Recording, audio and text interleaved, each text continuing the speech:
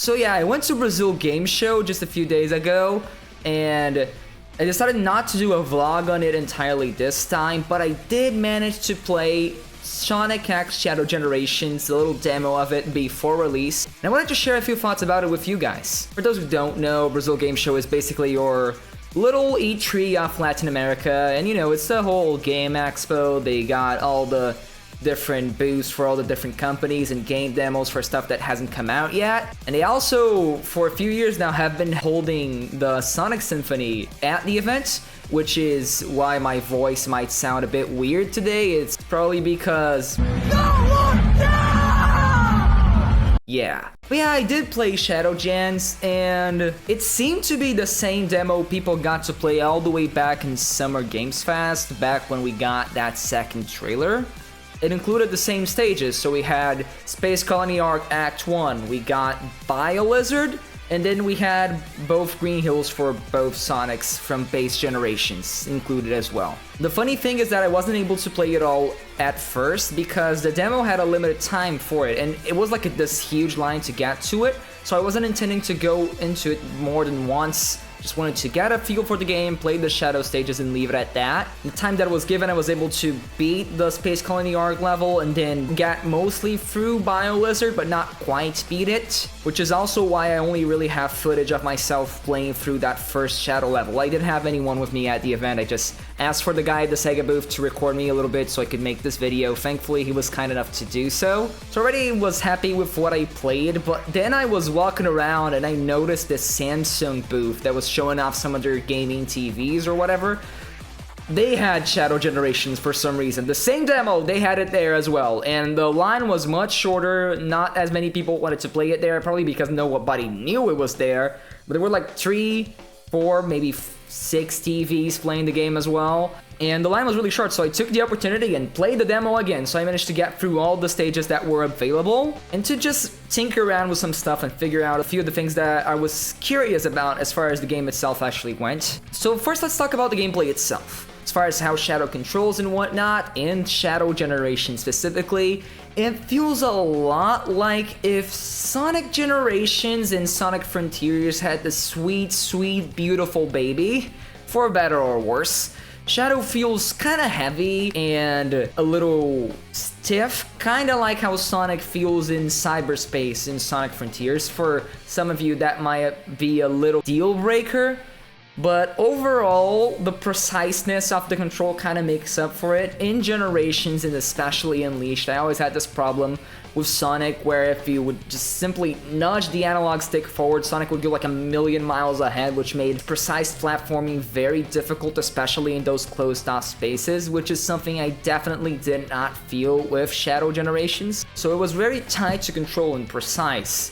It had those few quirks of Frontiers, but I'll take them over the few quirks Generations and Unleashed had, because those games didn't control perfectly either. Kinda like Frontiers, it had that weird sort of air dash boost maneuver where if you boost in the air, it's not really an air boost, it's more like a limited one-time air dash, which lends itself to potential cool like rhythmic sort of gameplay where you have to time your boost properly and your jumps properly, because you gotta be careful about when to boost and when to jump, since all your actions are limited and controlled, which is something I actually really liked about cyberspace in Frontiers. But otherwise, things do feel a bit similar to Generations in the sense that they had the Generations boost pretty much. It was actually kind of oddly disorienting to go through at first, because it felt like playing Frontiers, but the boost mechanics were like Generations. So like the boost would damage enemies, which is something I wasn't really used to with that sort of control scheme and feel.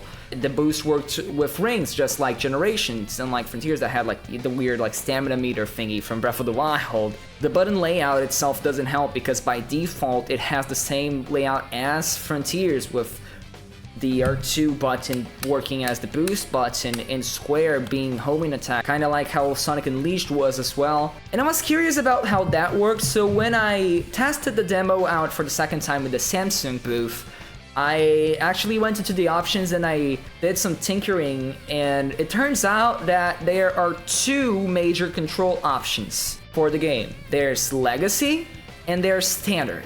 So Legacy is pretty much just base generations. At least for the base generations portion of the game, they're just gonna give you the main game. You're gonna boost with square, you can, I assume, drift with both shoulder buttons, all the stuff you're used to.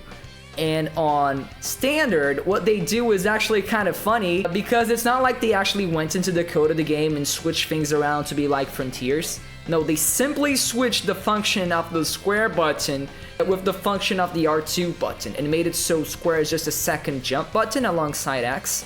So if you try to press square instead of boosting, you're gonna just jump again. Which is kind of funny because it basically gives off the illusion of being the Frontiers boost, because if you're gonna jump and then homing attack with square, it works the same, but it's not like they turned off the function to just keep pressing jump to homing attack. You can still do that, and you can still like jump with square and do that if you want as well. It's just literally a button remap for base generations.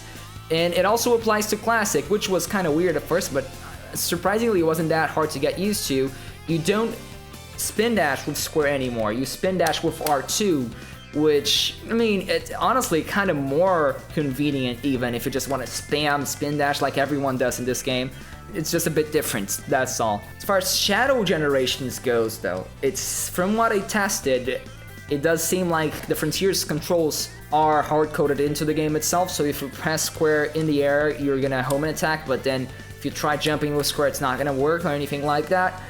I didn't manage to test Legacy controls on Shadow Generations to see how that worked, but I'm assuming you probably home and attack with R2 instead, which is just weird to think about, but sure, if you want to go in that direction, whatever. I'll be excited to test it out when the game actually comes out. I didn't manage to do it during the demo, but assuming they did the same thing they did for the base game, it's probably just a button swap as well, which is kind of lazy and funny in a admittedly not as intrusive way as it could be. It's fine, it's just kind of funny to think about. Speaking of controls, something I also did notice while playing the demo, they had the PS5 version in there. You can actually see whenever they would reset the demo for new people to come in, they would just close the game and it would open like the main PS5 menu. It even have like this notification at the top saying like, oh, this dev kit will expire in however many days that was left in the event. It was kind of funny, but what that meant is that since this was the PS5 version, they had the same haptic sort of HD rumble that the PS5 is technically supposed to push forward, even though they barely use it in most of the games, because PS5 doesn't have that many games to begin with. But yeah, it was surprisingly good to feel like it was nothing like the rumble controls in most of the Switch games even. It felt, if anything, kind of close to Ratchet & Clank Rift Apart, which was the game that best used these rumble features of the PS5. Even just boosting, you could feel the mild vibrations in the controller. Color me surprised, I'm considering getting the PC version for this one, but if the PS5 version just feels that much better, like it's really immersive. It's hard to put into words even, but it was pronounced. I noticed it while playing the demo, which for this kind of thing is kind of a big deal, honestly. Like, who cares about Rumble these days? But back to the game itself, the level design for Shadow Generations was really interesting. Just in the same day as I played the demo, there was this interview that came out where the developer said this would be the Sonic game with the most wrenching levels in the series so far. And from what I experienced playing that first stage, it certainly feels like that, because if anything, it's kind of close to the later generation stages. I know a lot of people were worried that the game would be too similar to Sonic Forces. I can happily say that is not the case. If anything, again, it's sort of a mix of Generations and Frontiers controls wise, but also sort of level design wise. It sort of reminds me of the latter cyberspace levels we got for the DLC for Frontiers. Quite a bit more experimental. They had a few of those non-speed boost enabled slopes, so you can actually play a little with the momentum physics. It's pretty interesting. But also they have these spread apart grind rails you can take in lots of different alternate paths in the stage. Reminded me a bit of Seaside Hill from Generations even, which is one of the most open stages in base Generations. This definitely is following more on that sort of level design logic than Sonic Forces is, or even like base Sonic Frontiers cyberspace. After all these years, we're finally getting a proper continuation of that level design philosophy from Generations. Funnily enough, since we got Lost World and then Forces, which, you know, was disappointing in every way, like, we never really truly got a sequel, a proper sequel to Sonic Generations, and in a lot of ways this feels like a proper sequel to Sonic Generations level design and philosophy and gameplay and all that. So much so that the actual stage took me 5 whole ass minutes to beat, which is really long for a Sonic stage, really. Like, forces aside, being as short as it is, most Sonic stages tend to hover around 2 to 3 minutes, at least as far as the 3D games go anyway. This was like almost exactly 5 minutes for me, and I got an S rank.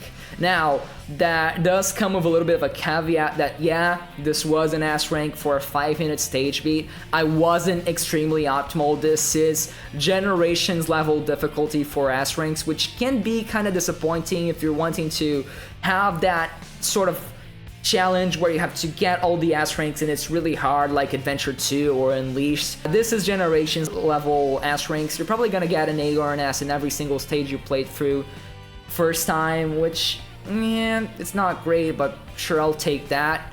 Because, yeah, I didn't play optimally. I kept messing up. I didn't get all the best routes. I just played like a typical, you know, Sonic fan that I am. I know how these games generally go, and that was good enough for an S rank, which, to be honest, doesn't feel ideal.